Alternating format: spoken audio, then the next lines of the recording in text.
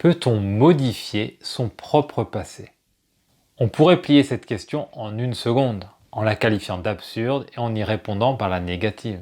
Pourtant aujourd'hui je voudrais prendre un peu plus de temps pour défendre l'idée que oui, on peut modifier son passé et que ça peut même nous permettre d'améliorer grandement notre présent et notre futur. En attendant d'en savoir plus, je t'invite à t'abonner à ma chaîne, là tout de suite, pendant l'intro.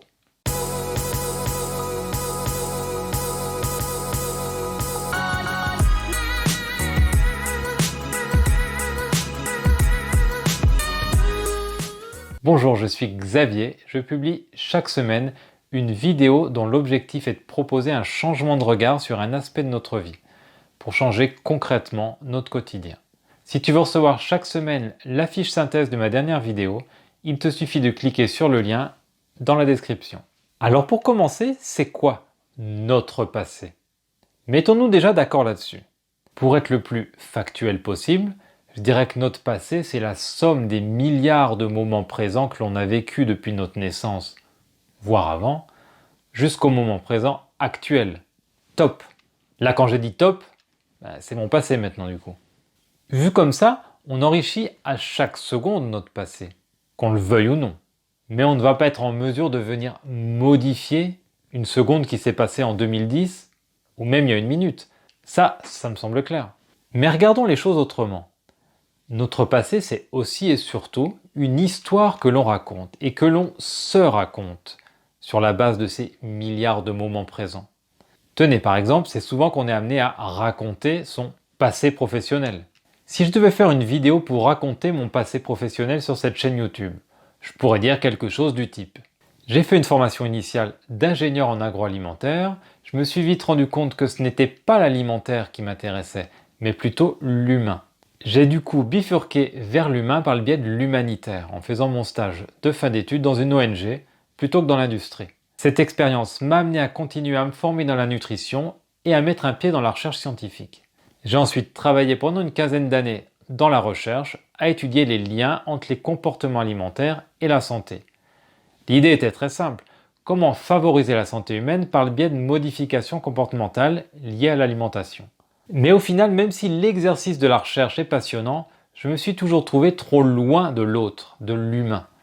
La découverte du coaching en tant que client m'a fait découvrir cette discipline qui permet simplement par un jeu de miroir, de posture et de questionnement, de générer des changements incroyables chez l'autre. Et c'est comme ça que je suis devenu coach, pour avoir un impact directement visible sur l'autre, sans pour autant vouloir l'orienter vers telle ou telle direction. Voilà à quoi ressemble mon passé professionnel. Supposons maintenant qu'un autre jour je sois chez un psy parce que je me sens un peu en phase down, parce que mes projets professionnels n'avancent pas comme je voudrais et que je remets en question mes choix. Je pourrais très bien dire quelque chose du type: depuis le début de mes études, j'ai l'impression de ne pas être à ma place. Je me suis trouvé par hasard dans une école d'agroalimentaire, j'étais en total décalage avec la plupart de mes camarades. Je ne me suis jamais imaginé une seule seconde travailler dans l'industrie. Alors j'ai bifurqué dans l'humanitaire, puis encore une fois dans la recherche. Et franchement, même si l'idée de la recherche m'a toujours excité, je me suis tout le temps ennuyé au quotidien devant l'ordi, à bosser sur des tableurs Excel, chercher des financements qui n'arrivent jamais. Un jour, j'ai pété un câble, j'ai lâché la recherche et je me suis lancé dans le coaching. J'ai lancé il y a quelques mois une chaîne YouTube et j'y passe un temps fou.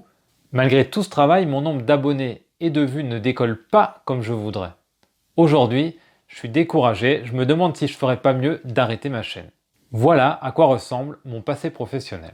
Ces deux histoires racontent le même passé, mais n'ont rien à voir entre elles. Dans la première, j'ai fait le choix de tisser le fil de l'humain, qui m'a toujours guidé jusqu'à aujourd'hui. Dans la seconde, je tisse un autre fil, celui de l'insatisfaction. Dans chaque histoire, je fais une sélection d'événements, de ressentis, une sélection de moments présents du passé, et je les tisse entre eux pour donner du sens à mon moment présent actuel. Le fil que je crée avec ces événements vient donner du corps, vient valider mon instant présent actuel. Tout est vrai dans chacune de ces deux histoires. Aucune n'est un mensonge. Mais en fonction du contexte de mon état présent actuel, je raconte et je me raconte un passé différent.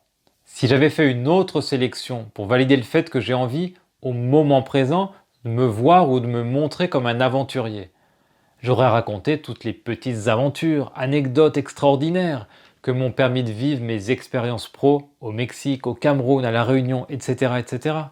Dans ce petit exemple, on voit bien que c'est mon état présent qui détermine la façon dont je perçois mon passé, et pas l'inverse. Si mon état présent est hyper positif, je vais voir mon passé pro comme un tremplin qui m'a propulsé là où je suis. Et si je suis en mode déprime, je vais voir mon passé pro comme une succession de galères. Même si le passé est objectivement le même, dans chacun des cas, ma sélection arbitraire est différente. Et mon histoire est donc différente. Bon, cette démonstration n'est qu'un exercice pour permettre de prendre conscience que notre passé n'est finalement qu'une histoire que l'on se raconte, en faisant des choix arbitraires d'événements, d'émotions et de ressentis vécus à différents moments. Dans le cas de mon passé pro, on voit bien qu'en fonction de mon humeur et du contexte, je peux raconter l'histoire différemment. J'ai cette capacité, ce recul-là. Mais bien souvent, il arrive que l'on soit coincé sur un mode et que l'on raconte et se raconte la même histoire depuis des années. À tel point que l'on finit par croire que cette histoire est la seule vérité sur notre passé. Que c'est notre passé. Point. C'est bien sûr le cas lorsqu'on a vécu des événements douloureux.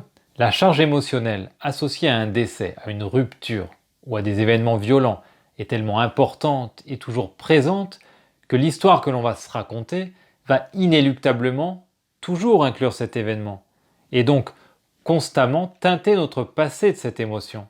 On ne pourra bien sûr jamais changer ces événements qui ont eu lieu, mais le pouvoir que l'on a, c'est celui de faire un pas de côté et de regarder autrement l'histoire, de ramener à sa conscience le fait que son passé amoureux n'est pas qu'une suite de tromperies, qu'il y a eu aussi des milliers d'autres moments teintés d'une autre émotion entre ces moments difficiles. Que même si on a vécu une enfance avec des parents violents, on a peut-être aussi reçu de l'amour, même maladroitement.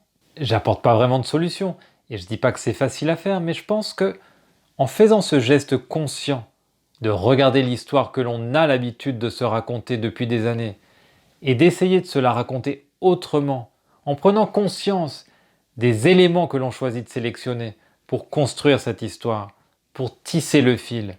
Ça peut être un grand pas en avant pour se libérer de certaines charges émotionnelles et améliorer son présent et son futur.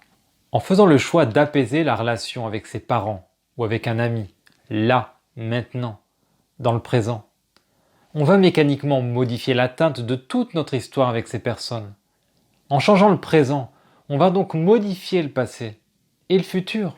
En faisant cet exercice, on se rend bien compte que notre passé n'est qu'une histoire dans notre tête et que notre futur n'est qu'une projection dans notre tête. Alors si l'un ou l'autre ne nous satisfait pas, la seule chose qu'il nous reste à faire pour les améliorer, c'est de faire le choix d'embellir notre présent, là, maintenant. Si tu as regardé cette vidéo jusque-là et que tu l'as appréciée, je t'invite à écrire un petit commentaire en dessous de la vidéo. Ça fait toujours plaisir. Merci d'avance et à très bientôt.